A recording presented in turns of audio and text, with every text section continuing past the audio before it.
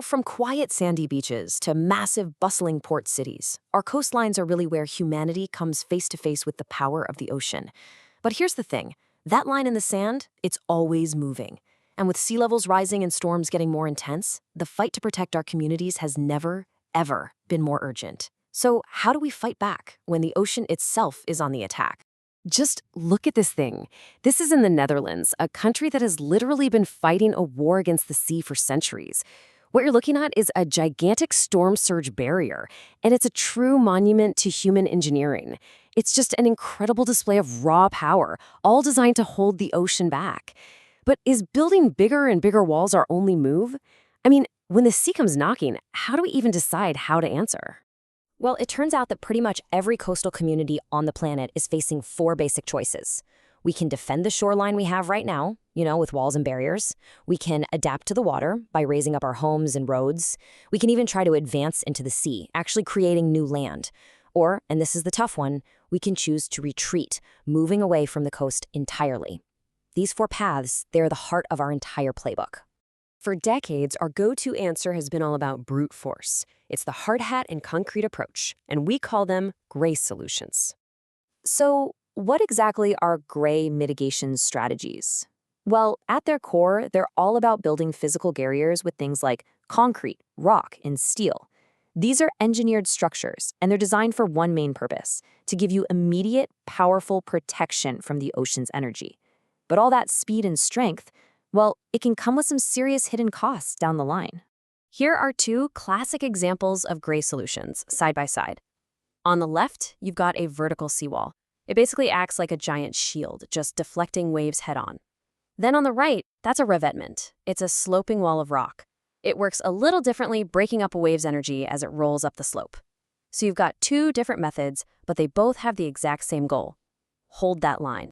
And this gets us to the really crucial trade-off. The pros, they're pretty significant. You get protection, and you get it now.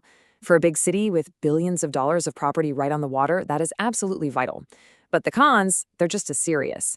These hard structures can have a huge ecological impact, totally messing up the natural flow of sand and sediment.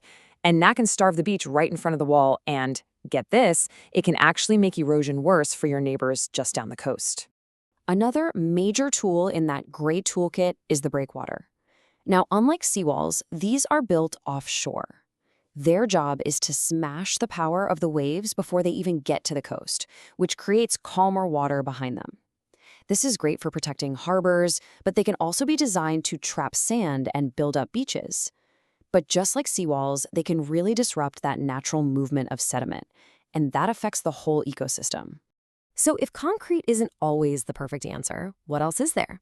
This brings us to a totally different way of thinking, one that asks not what we can build against nature, but what we can build with it. And this is where green mitigation strategies come into play.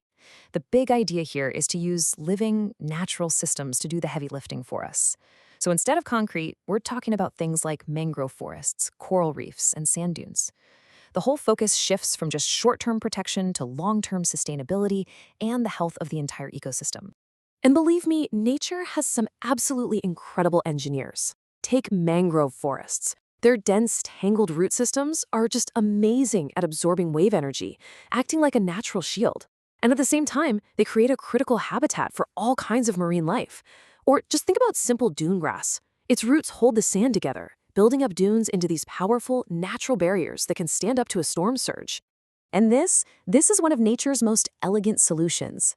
Kelp forest can actually help beaches rebuild themselves after a big storm. So when a storm washes sand away, the kelp offshore acts kind of like a net, catching all that sand suspended in the water. Then, after the storm passes, natural currents bring that sand right back to the shore, letting the beach rebuild itself way faster. It's a perfect natural partnership. You see, the really crucial point here is that green solutions are almost never a one-trick pony. They don't just protect the coast. They create this whole cascade of positive effects. We call them co-benefits. They improve water quality, they restore vital habitats for fish, and maybe most importantly, these living systems are adaptable. They can actually grow and evolve as conditions change. But building a truly resilient coast isn't as simple as choosing between concrete and kelp. Nope, there's another, equally important layer to this whole story. The reality is that no physical structure, doesn't matter if it's gray or green, can work right without a solid foundation of smart governance. Real resilience means we have to think ahead, plan carefully, and use policy as a powerful tool for protection. So what does this policy toolkit actually look like? Well, it includes smart regulations, like establishing setback lines. That's basically a buffer zone where you can't build anything new, giving the coast some room to breathe. It means making sure new buildings in flood zones are elevated, lifting them up above the immediate danger. And sometimes it involves the really tough but necessary strategy of managed retreat from places that are just too risky to defend anymore. Okay, so we've got gray solutions and green solutions. We have policy and planning. So which one is the right one? Well, the most innovative thinking today says that's actually the wrong question to be asking. And this right here, this is the aha moment of this whole explainer. What you're looking at is a hybrid solution. Those small, rocky structures you see offshore, those are gray breakwaters. They do their job, they break the waves, and they create those calm coves. But in that protected space, a beautiful, wide, sandy beach has been able to form, and it's held in place by all that lush green vegetation. The gray solution made it possible for the green solution to thrive. And that is the key takeaway. The most effective, the most resilient, and the most sustainable way to protect our coasts doesn't force us to choose between an engineered wall and a natural ecosystem. It intelligently combines the strengths of both, creating a system that is way stronger than the sum of its parts. This powerful idea of partnering with nature, it doesn't have to stop at our coastlines. It really pushes us to ask a much bigger question. How else can we weave natural systems into the way we design our entire world? I mean, what if our buildings themselves were actually alive? It's not science fiction. Researchers are developing what they call bioreactive facades. These are panels filled with microalgae that you can put right into a building's walls. These tiny little organisms photosynthesize, so they capture CO2, clean the air, and even create biomass that can be used for energy. You'd literally have a living, breathing building. From our shorelines all the way up to our skylines, the challenges we're facing are immense. But the solutions might just be all around us, hiding in the elegance and time-tested designs of nature itself. So the question we're left with is, where else can this partnership take us?